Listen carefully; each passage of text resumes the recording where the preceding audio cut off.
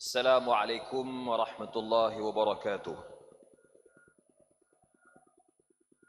Itu contoh salam yang bersemangat.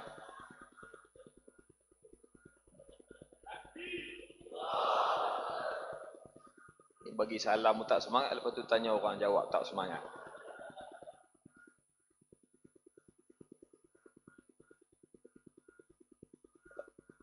Alhamdulillahi rabbil alamin, wassalatu wassalamu ala asyrafil anbiya wal mursalin wa ala alihi wa sahbihi wa sallam ajma'in.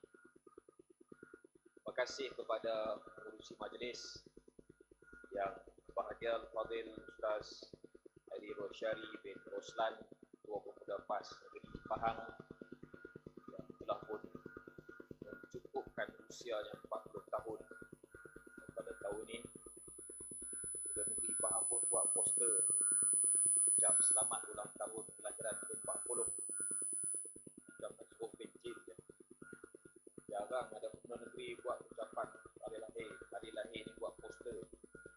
Nampak sangat ada mesej yang disampaikan. Fadil Ustaz Aizat Zakaria selaku Bendahari Pemuda PAS Pusat, hari ini beliau menjadi pemerhati, baru sampai daripada Kedah pagi tadi subuh. Saudara Asnawi Yusof, juga Esko Dewan Pemuda PAS Pusat, beliau juga menjadi pemerhati simpanan. Dia daripada Terengganu, dia tidak ada jadual hari ini, dia singgah di sini dan dia asalnya nak balik pagi tadi lepas subuh, tapi dia rasa dia perlu menyaksikan satu sejarah, kerana bagi diri dia dan bagi kami semua mungkin Muktamar Pemuda PAS Negeri Pahang ini adalah muktamar terakhir sebelum PAS menjadi kerajaan di Pahang. Jadi dia merasakan rugi kalau tak menyaksikan muktamar hari ini, kerana hari ini muktamar yang bersejarah. Maka dia mengambil keputusan untuk tunggu dalam majlis perasmian sampai selesai muktamar petang nanti, baru dia boleh balik ke Kuala Lumpur. Tuan Haji Muhammad Osman bin Katiran, Wakil Badan Perhubungan PAS Negeri Pahang yang merupakan Setiausaha PAS kawasan Temerloh, merangkap classmate kepada Yang Amat Berhormat Datuk Seri Menteri Besar Negeri Kedah. Cuma tak tahulah boleh main rugby ataupun tidak. Tapi gaya senyum tu nampak boleh main. Cuma takut tertomos. Dah jadi bahasa kebangsaan dah, tertomos tu. Saudara Muhammad Zahir Mat Yunus, pengarah muktamar, yang saya ucap tahniah kepada beliau. Tadi pun Ustaz Airi ucap penghargaan kepada beliau, menjadi orang yang menumpukan sepenuhnya menguruskan muktamar. Sepanjang muktamar Pemuda PAS Negeri Pahang ni, daripada semalam sampai saat ini, saya jumpa 5 benda yang rare. 5 benda yang rare. Yang pertama yang rare-nya ialah saya perasmi dengan Fadil Ustaz Airi, diarahkan naik motor RAZ daripada Komtak datang ke depan ni. Yang rare tu bukanlah naik motor tu, yang rare tu sebab orang yang naik tu lebih besar daripada motor. Jadi motor tu terzalim sikit lah, dizalimi. Bila naik RAZ, perkara rare yang kedua ialah pakaian untuk naik motor. Mulanya saya pakai baju lain, tanya kawan-kawan yang ada di Komtak pagi tadi. Tapi tengok-tengok motor RAZ masuk, dia kata yang ni perasmi kena bawa sekali dengan Ketua Pemuda Negeri. Maka tukarlah pakaian, pakai seluar jin. Inilah kali pertama dalam hidup saya merasmikan muktamar Pemuda Negeri pakai seluar jeans. Itu rare yang kedua. Dan dia matching lah dengan Ketua Pemuda PAS Negeri, sebab dia kata dalam hidup dia tak pernah ada seluar slack. Dia ada seluar yang poket tepi tu, tactical punya seluar Ustaz Airi. Jadi matching dengan dia. Perkara rare yang ketiga ialah Belum pernah lagi orang buat nyanyian lagu rasmi ni dua versi. Satu ada background music, satu lagi a cappella. -1. Belum lagi. Peringkat kerajaan pusat pun belum buat lagu negaraku sampai tahap tu, belum. Pahang ni rare. Lagu rasmi PAS pun macam tu. Ingat kok selesai lagu negaraku, lagu rasmi PAS tu elok. Lagu rasmi PAS pun macam tu. Maknanya sengaja dirancang begitu. Tu ayat cover line nama dia. Itu rare. Dan benda yang kelima yang paling rare, yang ni tak pernah jumpa dalam hayat sejarah hidup sebagai seorang yang bernama Afnan Hamimi, ialah name tag Prasmi. Name tag Prasmi. Name tag Prasmi tu dengan tulisan tangan ditulis perkataan Perasmi. Siap lekat double side tick. Perasmi, guna pen hitam. Yang lain semua print, laminate. Yang Perasmi saja tulis macam ni. Inilah yang paling rare sekali. Saya akan ingat sampai akhirat.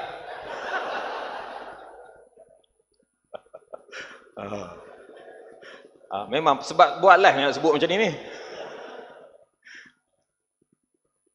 Ini semua keunikan-keunikan tuan-tuan perempuan di negeri Pahang yang boleh ditonjolkan sebagai satu benda yang menarik hati pengundi untuk memilih PAS sebagai pemimpin, terutama kepada anak muda di Pahang. Tu cover line tu. Ini baru ucapan salutasi ya, belum ucapan perasmian lagi. Seterusnya kepada semua jawatankuasa kerja Dewan Pemuda PAS Negeri Pahang, Timbalan Ketua Pemuda PAS Negeri, Naib Ketua Pemuda PAS Negeri, pimpinan-pimpinan, tak dilupakan saudara sahabat saya, saudara Balendran, anak lelaki Bala Subramaniam, Ketua DHPP, di mana dah?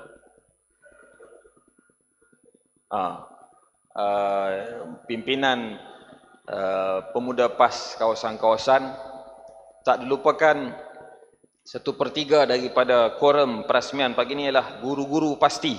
Tepukan sikit untuk cikgu-cikgu pasti kita kan. Guru pasti Seriti dan Smiti mungkin. Guru-guru pasti ni nak hadir majlis-majlis rasmi sebelah pagi, hujung minggu, bukan satu benda yang mudah. Dia bangun pukul 4 pagi, masak sarapan pagi, tinggal untuk suami dengan anak-anak. Kita bangun pukul 6, ada bangun pukul 6.30. Tu pun ada yang bangun pukul 8.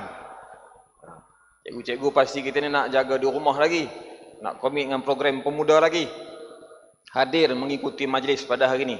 Ini satu kebanggaan lah bagi Dewan Pemuda memiliki guru-guru yang mendidik generasi bangsa yang akan menjadi pemimpin pada masa depan, insya-Allah. Ngurusi tuan-tuan, perempuan, hadirin hadirat dirahmati Allah sekalian. Ada 5 perkara yang nak dikongsi dengan saudara-saudari dalam majlis pada pagi ini. Yang pertama, sudah tentulah soalan yang akan kerap ditanya oleh mana-mana orang, sama ada perbualan di kedai kopi ataupun perbualan dalam media sosial, bila agaknya pilihan raya umum ke-15. Mengambil 3 indikator yang utama.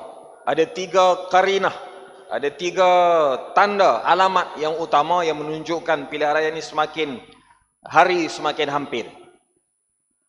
Yang pertama ialah apabila ROS menangguhkan pemilihan UMNO, bersetuju untuk menangguhkan pemilihan UMNO. Menunjukkan memberi ruang yang selesa kepada UMNO untuk memikirkan tentang strategi pilihan raya berbanding strategi pemilihan parti dia. Yang kedua ialah apabila Yang Berhormat Datuk Seri Tengku Zafrul dilantik menjadi Bendahari Barisan Nasional Selangor. Dia juga Menteri Kewangan.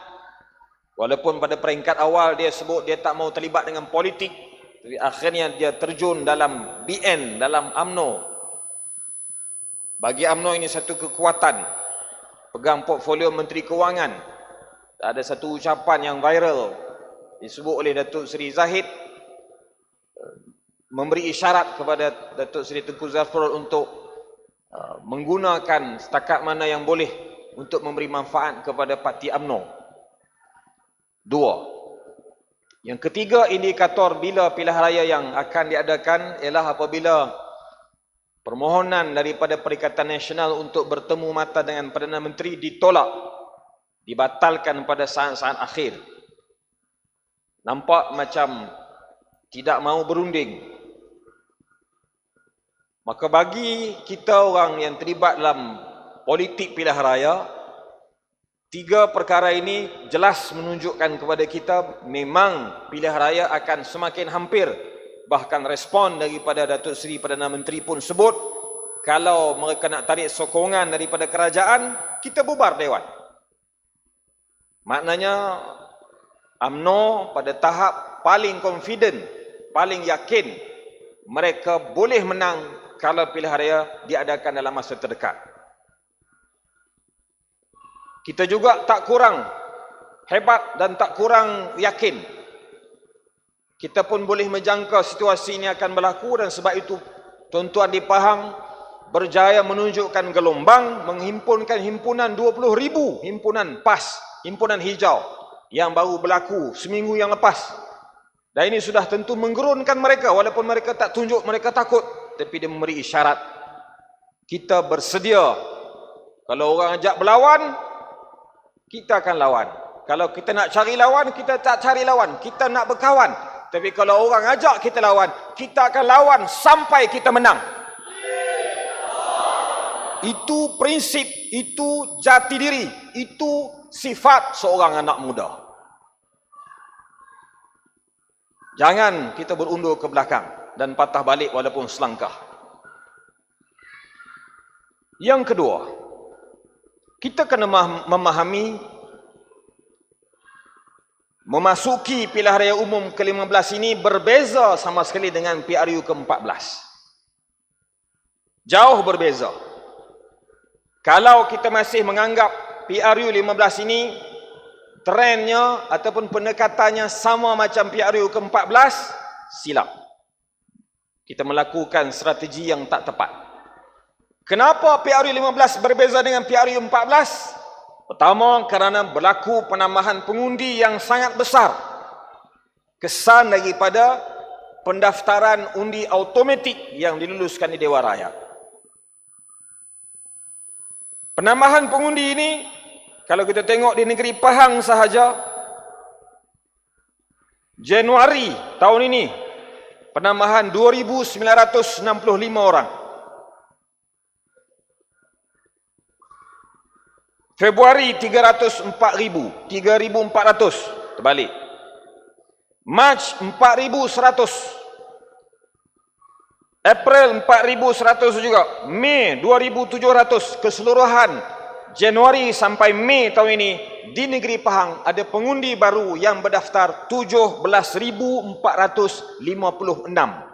orang.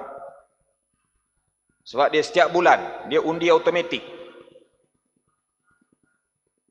Jumlah 17,000 ini kita kena cari di mana mereka. Kita kena tahu apa kegemaran mereka, apa minat mereka, di mana tempat mereka berkumpul, apa topik-topik perbincangan mereka. Barulah kita boleh membuat culaan ataupun andaian ke mana kecenderungan mereka untuk memilih dalam pilihan raya yang akan datang. Tapi kalau angka-angka ini sekadar menjadi angka yang disebut dalam ucapan, dicetak dalam buku-buku daftar pemilih, tanpa kita terokai dan cari di mana mereka, kita mengulangi kesilapan yang sama yang pernah kita buat sebelum-sebelum daripada ini. Orang Islam tak akan melakukan kesilapan yang sama 2 kali. Orang Islam tak akan masuk dalam lubang biawak 2 kali. Ini hadis Nabi SAW. Kita juga kena faham PRU 15 ini berbeza kerana corak pemikiran pengundi juga berbeza. 18 tahun ke 21 tahun dan 21 tahun ke atas. Bagi pengundi 18 tahun ke 21 tahun, Institut Kajian Dalaman Parti kita yang dinamakan QGen Analysis mengeluarkan data kajian responden. Dia tanya soalan kepada 3 kawasan, bandar, semi bandar dan luar bandar, kampung. Tanya kepada 1000 orang lebih anak muda, apa dalam kepala mereka kalau mereka nak jadi pengundi dalam PRU akan datang ni, mereka nak pilih orang macam mana. Daripada soalan-soalan itu, anak muda ni, yang menariknya, tuan-tuan perempuan sekalian, lebih daripada 85% semua mereka tu nak keluar mengundi dalam PRU 15. Nak mengundi.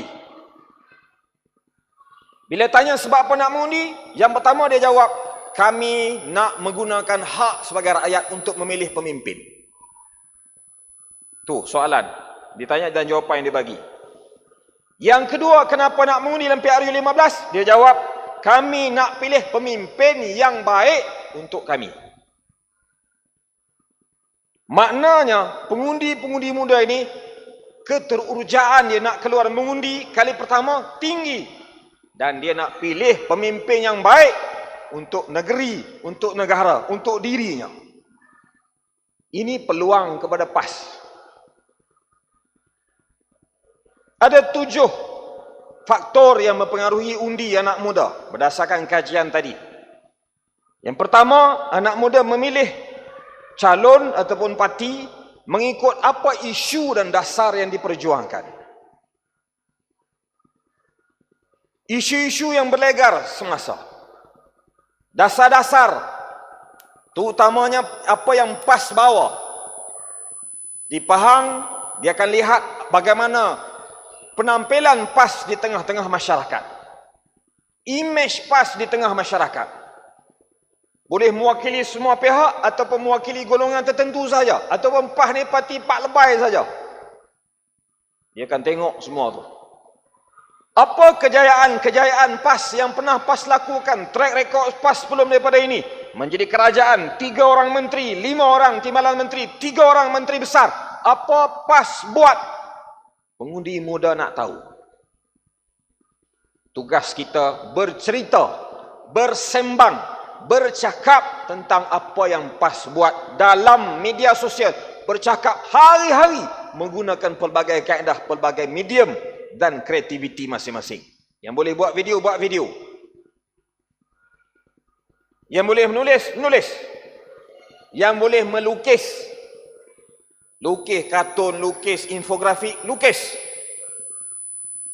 Yang boleh share, share. Saya dan Ustaz semua tak kerti melukis, tak kerti menulis, tak kerti membaca pun sikit-sikit. Saya boleh share, share pun tak apa dah. Saya ni media sosial ni tak kerti, pegang telefon boleh jawab WhatsApp, ya tidak, tu je. Tapi saya ada duit boleh bagi, bagi duit. Saya duit nak bagi tak ada. Media sosial pun tak pandai. Tapi saya boleh memasak ya dekat markah, masak. Saya memasak tak kerti, duit tak ada nak bagi. Media sosial pun tak apa pandai. Tapi saya kerti satu, apa dia? Makan, mentah ke darah. Makan je reti, yang lain tak reti teruk sangat.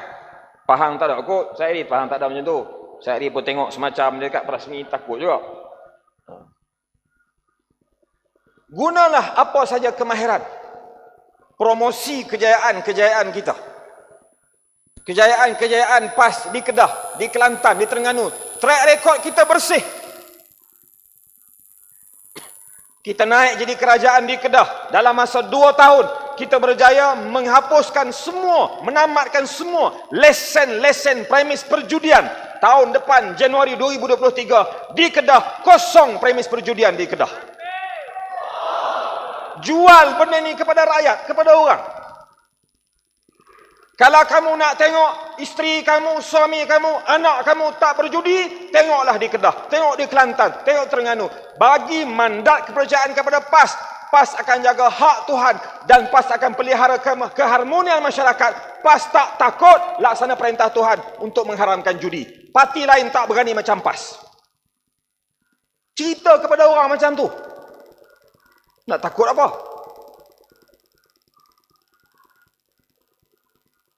Orang kata PAS tak reti, parti Pak Lebay. Di Kedah, kalau tutup judi, pelabur-pelabur tak berminat. Kedah negeri paling tinggi pelaburan. Ramai tokai-tokai judi pergi jumpa Datuk Seri Menteri Besar, bantah, tak setuju, protes. Datuk Seri, tak payah tutup lah, ini pusat judi ini meniaga semua mah. Kita mau cari untung, kita punya dapat duit untung, kita bayar cukai sama kerajaan. Ada juga orang Islam yang bantah tindakan tersebut. Rugi hasil kerajaan, tak dapat kutip cukai daripada premis perjudian. Datuk Seri Menteri Besar Kedah jawab mudah saja. Dia kata tutup judi ni bukan keputusan PAS, bukan keputusan kerajaan. Tutup judi ni keputusan Tuhan. Kalau hari ni you tak puas hati kat saya boleh jawab. Tapi esok Tuhan tak puas hati kat saya nak jawab macam mana? Dan Allah takdirkan dengan kita tutup premis perjudian, akur perintah Allah, Allah datangkan rezeki daripada sumber yang tak pernah kita jangka. Pelabur masuk ke negeri Kedah berbilion-bilion ringgit. Tahun ini saja fasa pertama, Januari, Februari, Mac, dapat lagi 6.8 bilion. Paling tinggi dalam sejarah Kedah dan paling tinggi dalam negeri-negeri lain di Malaysia. Tahun lepas 68 bilion. Tak main dah juta-juta. Bilion. Pelabur ni nak melabur, nak bawa duit, pergi bagi dekat orang, bukan mudah. Kita ada duit, tiba-tiba kita tak kenal orang tu, nak bagi duit kita untuk dia urus, untuk dia berniaga sampai untung bagi balik. Kalau kita tak yakin dengan dia, kita tak akan bagi duit kita pada dia. Maknanya apa? Kepimpinan PAS dan Perikatan Nasional di Kedah diyakini, disanjungi, diiktiraf oleh pelabur di luar negara. Patutnya pelabur pergilah negeri-negeri lain yang lebih hebat, fasiliti yang lebih maju berbanding negeri Kedah. Kedah dari sudut kedudukan keluaran dalam negeri kasar KDNK duduk nombor 2, second last. Paling tinggi Selangor, Pulau Pinang, itu paling tinggi, negeri-negeri yang tinggi. Hasilnya banyak. Kedah ni duduk nombor 2. Profesor Shahnon Ahmad almarhum sebut Kedah ni negeri yang kaya dengan kemiskinan. Sebab apa saya cerita tentang Kedah walaupun ini muktamar Pahang? Kerana kita nak jual kelebihan, kejayaan yang PAS pernah lakukan. Bagi tahu orang Pahang, kalau Pahang nak jadi macam negeri Kedah, dipercayai harmoni masyarakat, harmoni politik, undilah PAS di Pahang. Tak takbir pun. Macam tak yakin.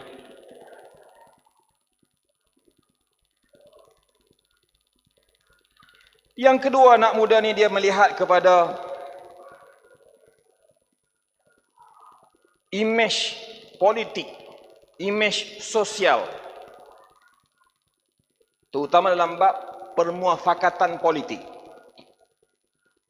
Dalam kajian itu memberitahu kepada kita parti politik yang bertanding sendirian, parti politik ini tak digemari oleh anak muda. Dia mesti ada gabungan, muafakat. Orang muda akan tengok siapa yang pandai berkawan dengan orang. Gabungan mana yang paling stabil dan paling kukuh untuk menjadi kerajaan dan memberi khidmat kepada rakyat. Anak muda melihat benda ini. Sebab itu PAS sampai hari ini tak pernah mengisytiharkan hubungan dengan MN terbatal. PAS masih mempertahankan MN dan memperkukuh Perikatan Nasional. Beberapa kali berunding Di peringkat MN, diberitahu maklumatnya, dalam 2 kali mesyuarat, UMNO dah meletakkan jumlah kursi yang banyak dah. Dia kata PAS cukup 18 tu. Mana boleh? Tu bukan berunding tu.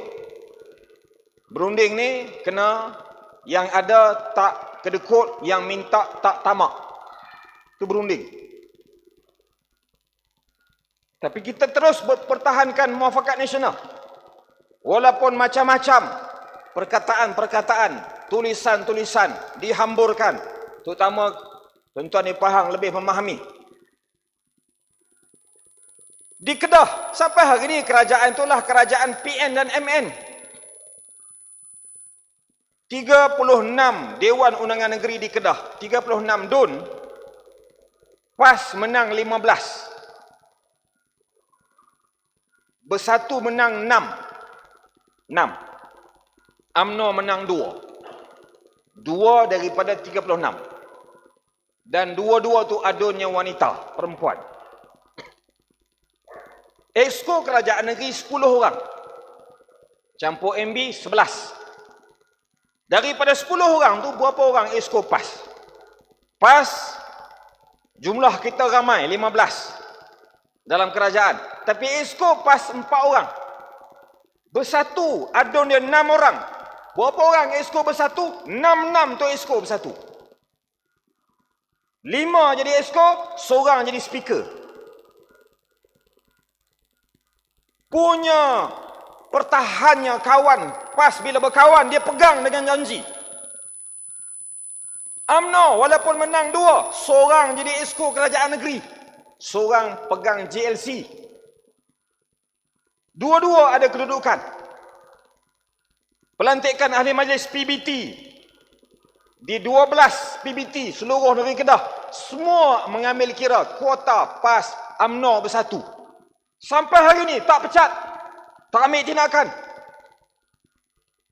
JPKK kampung, 1025 orang pengurusi JPKK di seluruh Kedah. Ketiga-tiga parti ini ada. Sampai hari ini tak pecat, walaupun UMNO kata macam-macam dekat PAS. Punya setianya, punya berkawannya, punya naknya kepada penyatuan ummah PAS di Kedah bersama dengan rakan-rakan UMNO dan bersatu.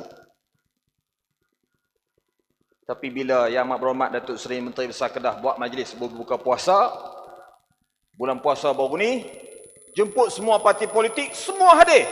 UMNO tak hantar wakil. Adun wanita UMNO seorang je hadir, Datuk Sabrina. Yang lain UMNO tak hadir. Pengurusi perhubungan UMNO tak hadir. Seorang pun tak hadir. DAP hadir, PKR hadir, PAN hadir. Bersatu tentulah hadir, gerakan hadir, semua hadir. Di kediaman rasmi Menteri Besar Negeri Kedah. Itu program kerajaan, bukan program parti. UMNO tak hadir, tuan-tuan. Tu bulan puasa, bulan orang buat baik. Bulan jin, syaitan, iblis kena ikat. Kalau bulan tak puasa tak tahu. Jadi sebenarnya siapa yang nak putuskan MN ni? Siapa nak berkawan, siapa nak lawan?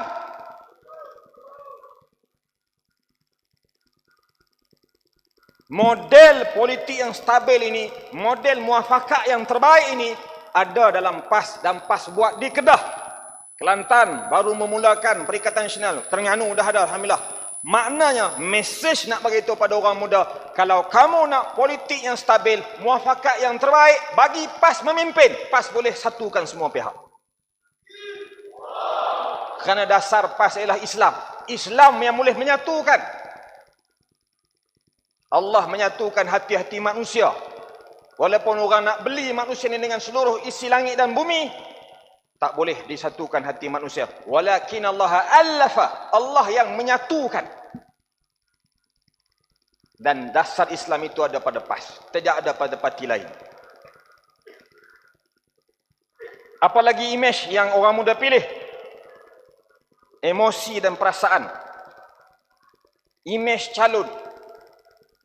Kalau calon tu, kalau orang muda, dia nak tengok calon tu berperwatakan muda. Kalau Dewan Pemuda, kena tampil macam Dewan Pemuda. Jangan tampil macam Dewan Ulama. Jangan tampil lebih-lebih lagi, jangan jadi Dewan Muslimat. Biar Muslimat, sudahlah jadi Muslimat.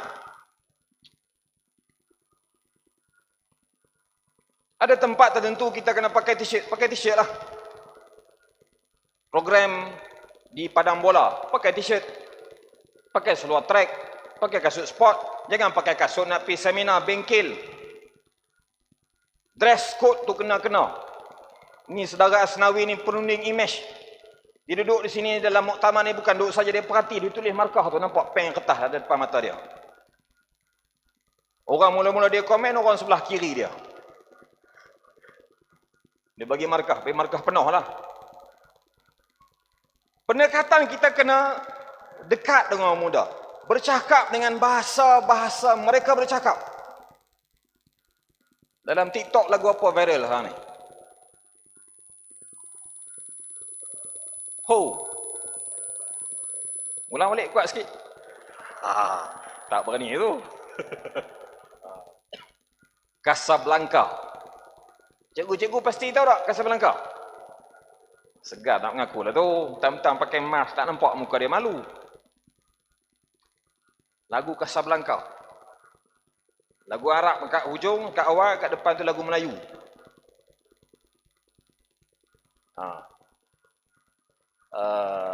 Drama TV. Filem Mak Kilau lah. Tu dah habis dah. Sebelum Mak Kilau tu apa dia? Ada drama TV bersiri. TV3. Lama dah sikit, 2-3 bulan lah. Tapi sebut tanyalah hari ni, test. Takkan malu nak jawab ramai-ramai macam ni. 2-3 bulan lepas orang bincang. Budak-budak muda dalam TikTok ni bincang. Sebab apa Fir pergi tolak Melur?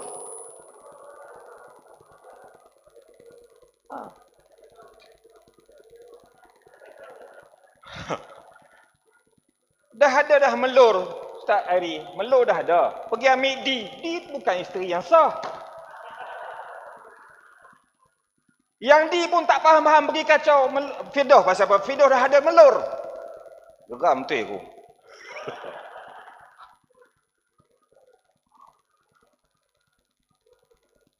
Akhirnya Melur ni stres. Sampai kena barah otak, membawa diri. Akhirnya ada dua terlepas. Melur tak dapat, D pun lari. Pada muka Firdaus. Tapi bukan Dr. Firdaus. Tak ada kaitan. Contoh perbualan yang dibualkan oleh anak muda dalam media sosial. Nak dekati macam mana? Masuk bincang tajuk tu dulu. Cakap tajuk tu. Untuk tarik perhatian. Attraction.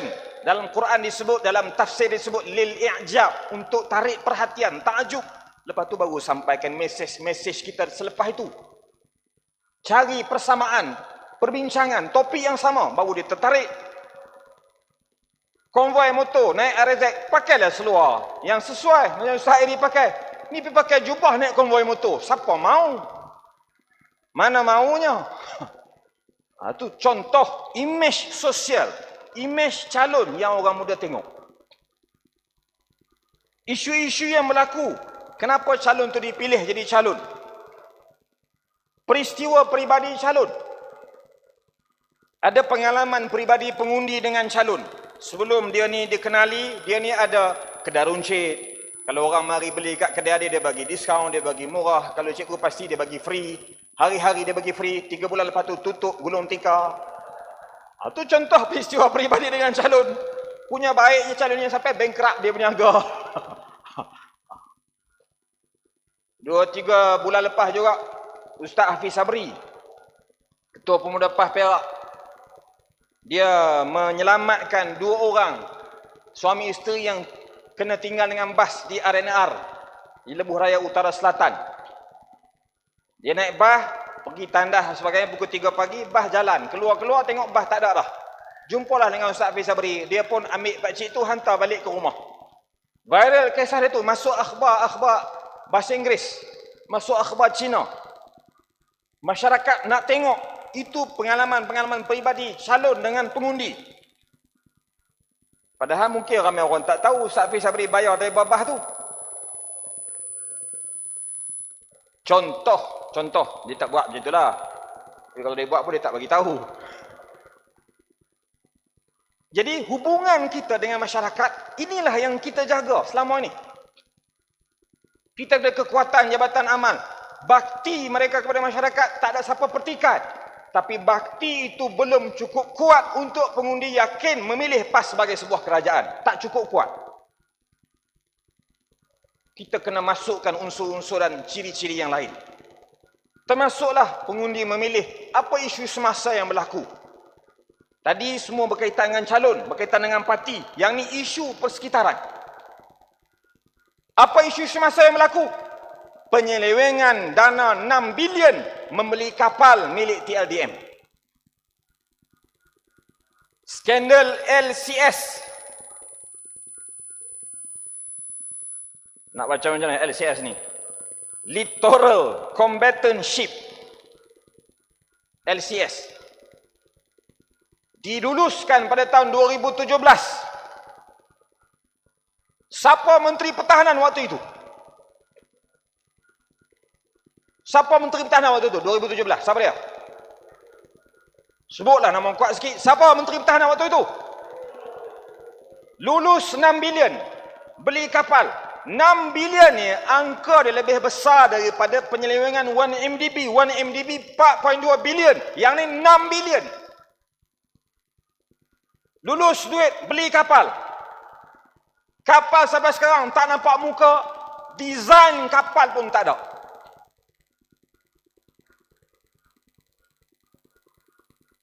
Siapa dia yang beli? Siapa lulus? Menteri Pertahanan. Siapa Menteri Pertahanan?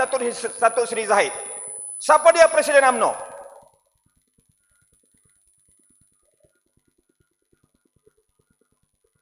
Takkan rakyat nak beri kepercayaan lagi setelah kamu kalahkan UMNO, kamu tak pilih UMNO 2014, PRU 14. Takkan rakyat nak bagi kepercayaan kembali dalam PRU 15? Sebab itu UMNO mesti dikurangkan kuasa dia. UMNO tak boleh menang bersendirian. Rakyat kena hukum UMNO supaya UMNO tak boleh menang bersendirian. UMNO kena berpakat dengan PAS. Baru dia tahu macam mana tata urus yang betul. Baru dia reti yang mana dosa, mana pahala. Rakyat kena bagi mesej ini dalam pemilihan, dalam pilihan raya. PAS kena sampaikan mesej ini kepada rakyat. Sebab masuk live saya sebut macam ni. Tak serik-serik, tak reti-reti. Dah dihukum oleh rakyat, tak pernah fikir iktibar. Kita tolong dia. Kita bantu dia. Kita yakin ramai ahli UMNO di bawah yang tak suka dengan perkembangan ini. Mereka nak melihat penyatuan ummah. Dah selesai isu sembahyang 2 imam, selesai di kampung-kampung. Isu tak makan sembelihan kenduri, selesai. Berbalah di kedai kopi, selesai. Dah reda. Tapi yang seorang dua di atas masih buat perangai ini, kenapa? Nak apa? Rakyat kena hukum pemimpin-pemimpin macam ni. Bukan semua orang UMNO jahat. Yang jahat ini rakyat kena hukum. Ahli UMNO kena hukum pemimpin macam ni. Barulah negara kita boleh ada politik yang stabil.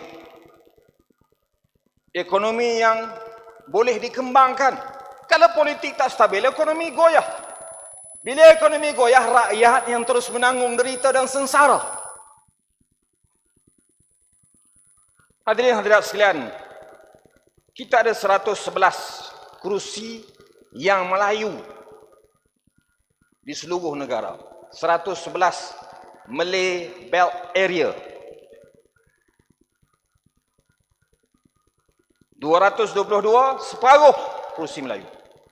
Di 111 kerusi inilah tumpuan PAS bertanding di situ, UMNO duduk di situ, Bersatu pun duduk di situ. Itu tak termasuk lagi parti-parti lain pembangkang. Daripada angka ini, kita buat andaian, Pakatan Harapan boleh menang dengan selesa, ada potensi menang di 88 kerusi. 88 kerusi. Daripada 88 kerusi ini, 40 DAP boleh menang dan telah pun menang sebelum ini dan sekarang ni. Maknanya PH ni dia perlu sikit lagi untuk dapat majoriti. Apa PH perlu buat untuk dapat majoriti? Dia perlu pastikan pengundi Melayu swing, patah balik datang kepada PH. Banyak, tak perlu banyak, sikit saja. Dia cuma perlukan pengundi Melayu patah balik dekat dia sikit saja. Cara macam mana nak patah balik, nak dapatkan pengundi Melayu, ialah pecahkan pengundi Melayu. Cara macam mana nak pecahkan pengundi Melayu? Wujudkan banyak kumpulan-kumpulan dalam kalangan pengundi Melayu. Dia taja penubuhan PAN. Kita nak bagi tahu, mesej kita ialah, wahai rakan-rakan dalam politik, dalam MN, dalam PN, kalau anda terus memikirkan kepentingan diri masing-masing, tak mustahil negara ini akan kembali ditadbir oleh PH, ditunjangi oleh DAP dalam PRU ke-15. Kalau anda masih fikir tentang perut masing-masing, tak fikir tentang ummah, tak fikir tentang Islam. Kalau sekali lagi PH berjaya di kerajaan, DAP berjaya mendominasi kerajaan PRU 15, percayalah DAP akan pegang sungguh-sungguh, tak akan lepas sampai bila-bila kuasa ini kepada orang Melayu Islam untuk jadi kerajaan di Malaysia. Nak tengok lagi sekali PH jadi kerajaan, DAP jadi kerajaan, nak tengok DAP mendominasi kembali. 22 bulan rakyat sudah sengsara, derita dengan kezaliman, dengan penganiayaan, penghinaan, hilang kedaulatan Melayu Islam pada waktu itu. Tulisan Jawi, guru-guru agama yang duduk di Sabah Sarawak tak dibenarkan, diarahkan balik. Banyak lagi senarai, 22 bulan nak ulang balik tragedi itu. Mesej ini kena sampaikan kepada rakyat. Kalau kita jadi orang punca kepada perbalahan, kalau kita jadi punca kepada tidak menang dalam PRU 15, kalau kita jadi punca kepada PH DAP kembali berkuasa, kita sedialah untuk jawab di padang mahsyar esok apa yang kita buat. PAS, kita bukan bincang soal kuasa itu mesti diberi kepada PAS. Perdana Menteri siapa? PAS tak kisah. Sebab yang penting ialah Islam itu dipertahan. Sebab tu PAS cadang nama masa ketika itu Tun Mahathir jadi Perdana Menteri. PAS cadang nama Tan Sri Muhyiddin jadi Perdana Menteri. Dan PAS juga yang sokong nama Datuk Seri Ismail Sabri jadi Perdana Menteri sekarang. PAS tak cadang nama PAS. Sebab cita-cita perjuangan kita bukan nak jadi Perdana Menteri. Bukan macam kawan seorang lagi. Saudara masih ingat saudara? Saudara lupa. Berjuang untuk rakyat. Cewah. Hari suruh berlakon pula daripada ni.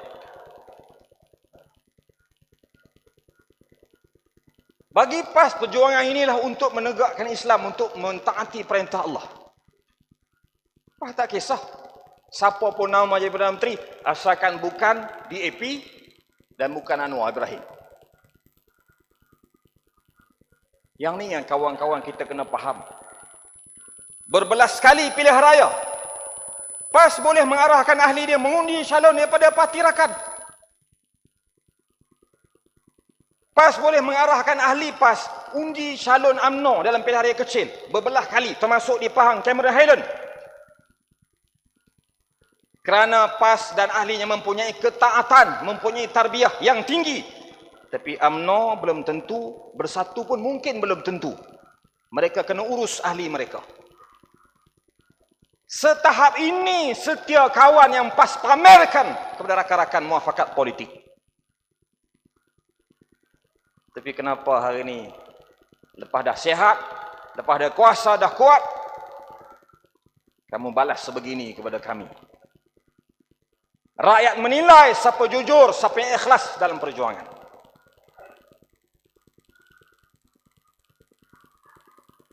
Hadirin hadirat sekalian, di hujung ucapan peresmian ini,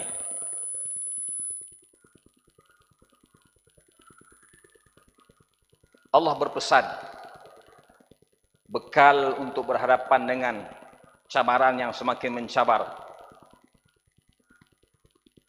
dengan satu ayat yang dibaca oleh Yang Berhormat Tan Sri Tuan Guru Presiden PAS dalam video ucapan peresmian ketika Mesyuarat Agung PAS kawasan-kawasan. Tunggu bacakan ayat yang mengandungi 3 ciri, 4 sebenarnya. Nak berjaya, nak menang pilihan raya ada 4 syarat. Pertama, bersabar. Ya ayyuhallazina amanu sabiru wasabiru warabitu wattaqullah la'allakum tuflihun. Wahai orang beriman, isbiru, bersabar dengan tekanan-tekanan dalaman, gelojak perasaan, tak puas hati, semua tu kena bersabar.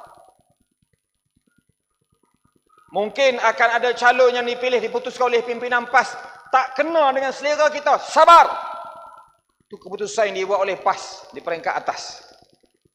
Kalau dalam ucapan semasa merasmikan Mesyuarat Agung PAS Temeloh, Abang Osman ada, Yang Amat Berhormat Ketua Pengarah Pilihan Raya PAS Pusat, dia sebut, dia bagi satu fatwa, dia kata, Saudara Balendran, dalam PRU kali ini setelah PAS Pusat buat keputusan siapa calon, diharamkan bawa rombongan pergi Raja Laut untuk ubah calon. Diharamkan bawa rombongan sewa bas pergi Masjid Rusila untuk ubah calon. Haram. Bila haram ni maksudnya apa? Duit sewa bas tu bayar haram. Duit makan tengah-tengah perjalanan tu haram. Duit beli coklat, beli air mineral, semua haram. Bila haram ni mana rombongan tu nanti akhirat esok masuk neraka. Faham? Tak faham lagi? Faham? Ni saya ulang sebut apa yang disebut oleh Ketua Pengarah Pilihan Raya PAS Pusat. Betul tak Abang Osman? Saksi ada, saksi hidup. Hidup lagi. Kepatuhan kepada keputusan kepimpinan, keputusan jamaah.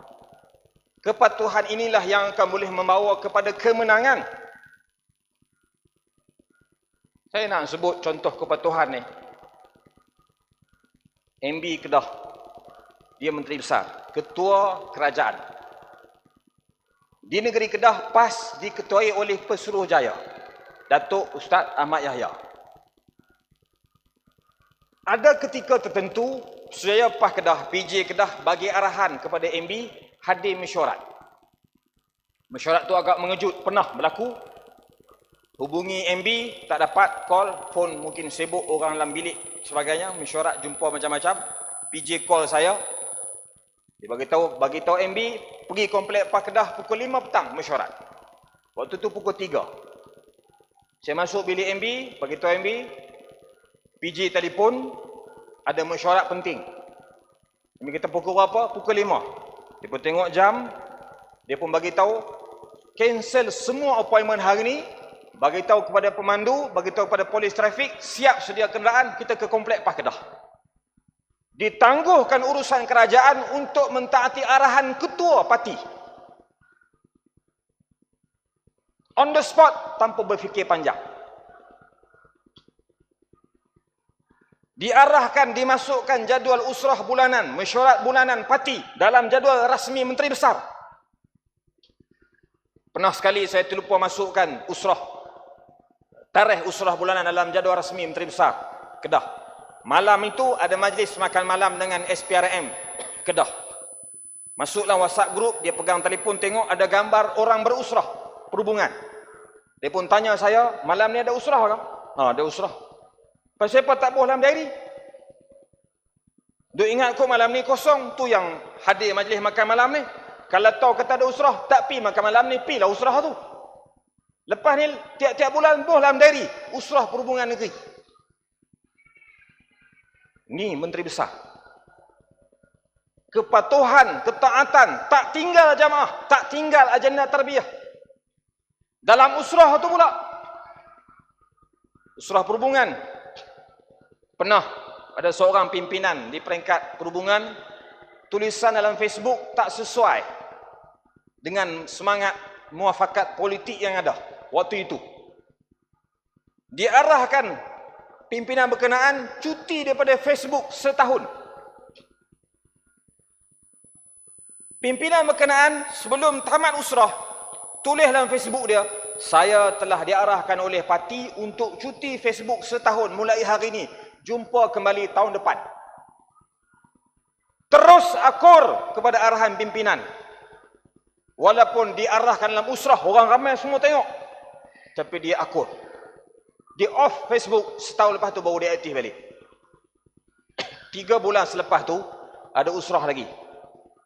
Kali ni pimpinan tu pula, yang diarah cuti tu, dia pula komen. Saya tengok 2-3 hari lepas, Menteri Besar tulis dalam Facebook, tulisan tu tak kena dengan PAS. Tak sesuai dengan imej kita. Saya cadang dalam usrah ni, Menteri Besar cuti Facebook 3 bulan. Sojaya kata, kita bersetuju, usrah perhubungan malam ni arahkan MB cuti Facebook 3 bulan. Dia pun tak tengok Facebook 3 bulan. MB, cukup mengam-ngam 3 bulan, pukul 12 malam tulis Facebook balik. Dia tak tahan, nak tertomos.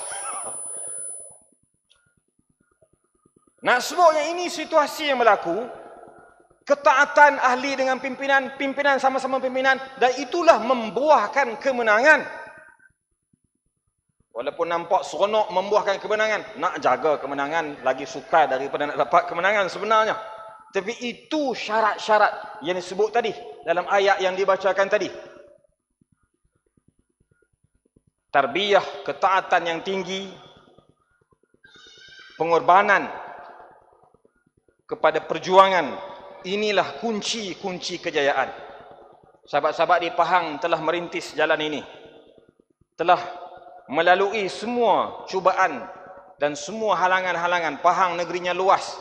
Ustaz Airi sebagai ketua pemuda nak bergerak daripada hujung sana sampai hujung. Memang boleh semayang jamak. Negeri lain saya rasa taklah seluas Pahang. Sahabat-sahabat di Pahang sangat merasai. Saya hari ini pun bawa kawan tolong memandu kereta. Dia pun daripada Pahang. Asal daripada duduk di Chini. Jabatan amal kita lah. Memang luas dan jauh perjalanan. Tapi itulah yang kita lalui dan itulah yang dilalui oleh generasi sebelum daripada ini.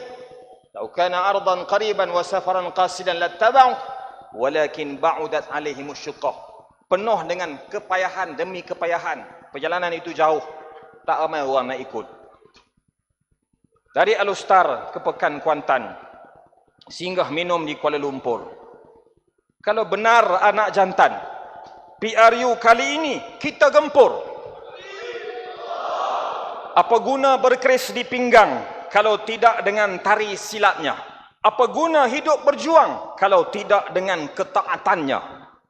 Dari Patani ke Tanah Jawa, wilayah Islam pernah berkuasa. Berbekal ilmu akidah yang esa, taburlah Islam, taburlah bakti, Islam dibela. Dari Pahang pergi ke Melaka, semangat Mak Kilau makin membara. Tahniah diucap kepada semua, selamat bermuktamar mencari pahala. Sama-sama kita rasmikan Muktamar Dewan Pemuda PAS Negeri Pahang kali ke-40 sama usia dengan Ketua Pemuda PAS Negeri, dengan kita melaungkan 3 kali laungan takbir yang penuh bergema dan bersemangat. Takbir! Takbir! Takbir! Wassalamualaikum warahmatullahi wabarakatuh.